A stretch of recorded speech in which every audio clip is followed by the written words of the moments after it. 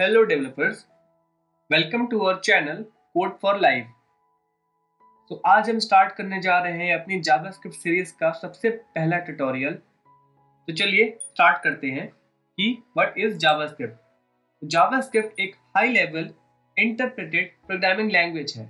High level programming language वो होती है जिसके लिए आपको एक ट्रांसलेटर की जरूरत पड़ती है, जिससे हेल्प से आप अपने कोड को मशीन लेवल कोड में कन्वर्ट कर सकें ताकि मशीन उस कोड को समझ सके।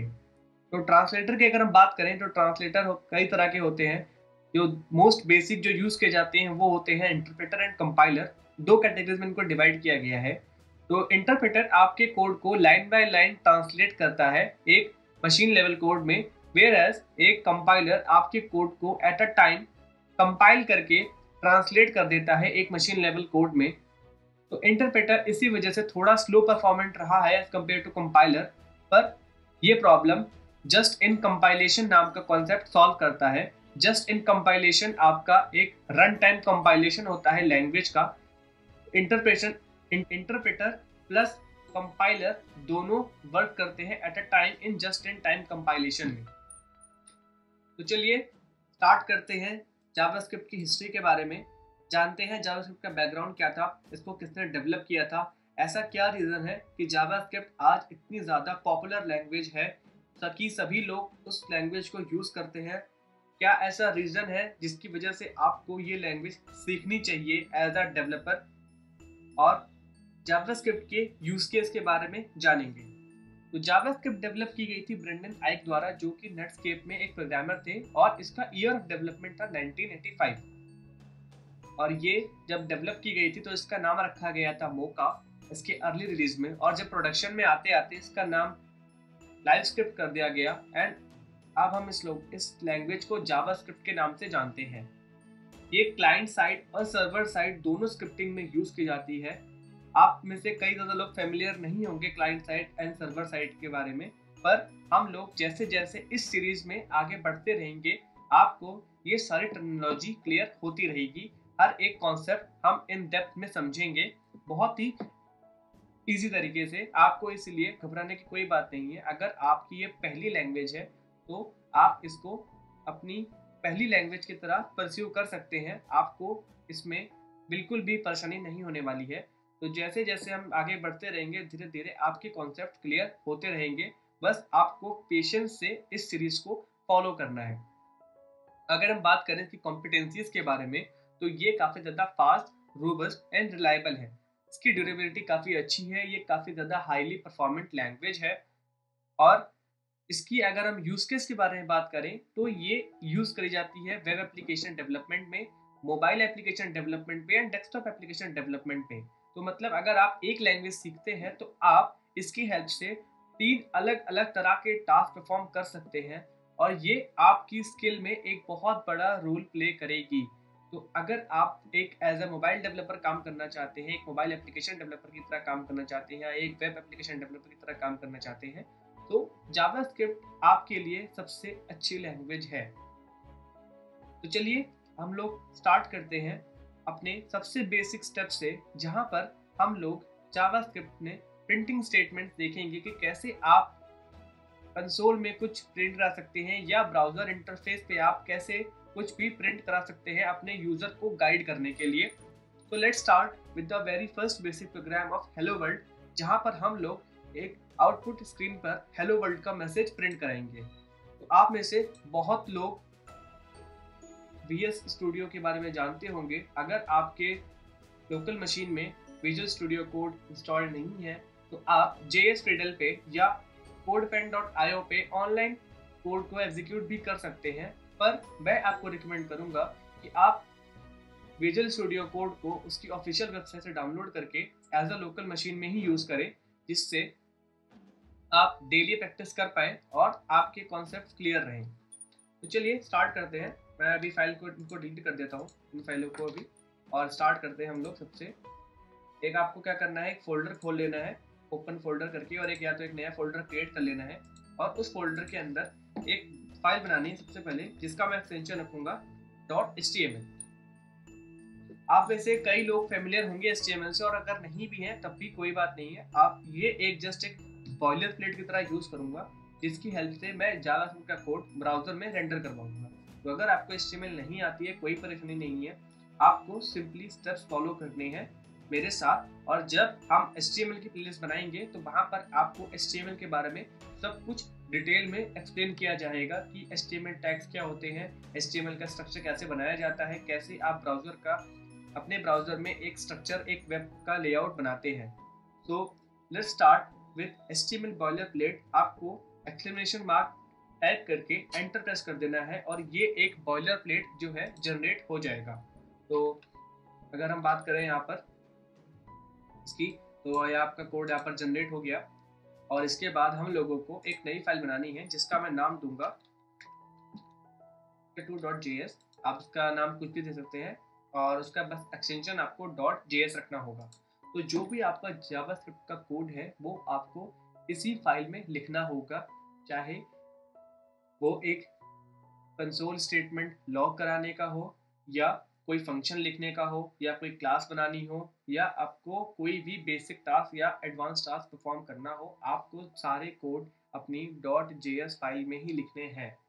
तो चलिए स्टार्ट करते हैं। सबसे पहले अगर मैं स्टार्ट करूं तो राइट अ प्रोग्राम,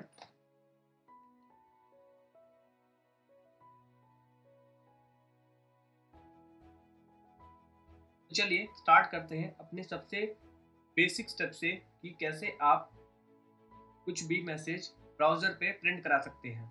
तो उससे पहले कुछ बेसिक टास्क पे परफॉर्म करने हैं आपको यहाँ पर रहना है एक्सटेंशन वाले सेक्शन में, और यहाँ पर आपको क्लिक करके एक लाइव सर्वर नाम की एक्सटेंशन इंस्टॉल कर लेनी है। मेरे में ये एक्सटेंशन ऑलरेडी इंस्टॉल्ड है, आपको यहाँ पर सिंपली इंस्टॉल कर लेना है लाइव सर्वर नाम की एक्सटेंशन को, जो कि एक लाइट वेट सर्वर है जो कि आपका कोड जो है ब्राउजर में चलाएगा। आपको बार बार इसको ओपन नहीं करना पड़ेगा, आप ये एक लाइट वेट सर्वर सब कुछ हैंडल करेगा। आपको सबसे पहले अगर कुछ भी स्टेटमेंट प्रिंट करानी है तो आपको console.log नाम का फंक्शन यूज करना है। तो इसमें हम लोग देखते हैं कि console.log आपका फंक्शन आपने यूज किया, इसके बीच में डबल कोट्स डाले और इसके बीच में जो भी मैसेज आपको लिखना है वो आप लिख सकते हैं। और अगर मैं इसको सेव करूं और अगर मैं इसको लाइव सर्वर से ओपन करूं, ये देखिए, और अगर मैं कंसोल में जाकर देखूं कि कुछ प्रिंट हुआ कि नहीं, तो अभी यहाँ पर सिर्फ मुझे एक नोटिफिकेशन मिला है कि लाइव रिलोड इनेबल्ड, मतलब आप जो भी टास्क परफॉर्म करेंगे अपने .js में .html में जो भी चीज़ें सेव करेंगे वो आपको रिलोड करने की जरूरत नहीं पड़ेगी, ये लाइव सर्वर उसको ऑटोमेटिकली सेव रिलोड कर देगा। तो अभी यहाँ पर आप देख रहे हैं, जैसा देख पा रहे हैं कि कुछ भी मैसेज प्रिंट नहीं हुआ है। अगर उसके लिए मुझे क्या करना पड़ेगा, मुझे अपनी चीज़ों को यहाँ पर लिंक करना पड़ेगा। मतलब मेरे जो मैंने बॉयलर प्लेट लिखा था यहाँ पर HTML में, मुझे इसे बताना पड़ेगा कि मुझे एक्चुअली में जावास्क्रिप्ट की फाइल कहाँ रखी है और उसको लिंक करना पड़ेगा। तो लिंक करने के लिए आपको स्क्रिप्ट टैग का यूज़ करना है, और इसमें एक src नाम का एट्रीब्यूट होता है जिसमें आप फाइल की लोकेशन डालते हैं। तो जैसा कि आप देख रहे हैं कि मेरी जो HTML और JS की फाइल है वो एक ही फोल्डर में है, तो मुझे सिर्फ और सिर्फ डबल कोट्स में उस फाइल का नाम पास करना है और इस टैग को क्लोज कर देना है। जैसे ही इस टैग को क्लोज करेंगे आपको सेव का बटन दबा देना है और आपको अपने ब्राउजर में जब दोबारा जाकर देखना है। तो जैसा कि आप देख रहे हैं, मैं अगर इसको देखूं तो यहाँ पर आप देखिए एक हेलो वर्ल्ड का मैसेज जो है प्रिंट हो चुका है आपकी कंसोल में। तो ये तरीका था कि आपको अगर कुछ भी स्टेटमेंट अगर कंसोल में प्रिंट करवानी है तो आप इसकी हेल्प से प्रिंट करवा सकते हैं using the console.log statement. But अगर हम लोग बात करें कि इसके और तरीकों के बारे में कि आप कैसे चीज़ों को परफॉर्म कर सकते हैं, तो वो आप देखते हैं आगे कि document.write फंक्शन और window.alert फंक्शन कैसे काम करता है।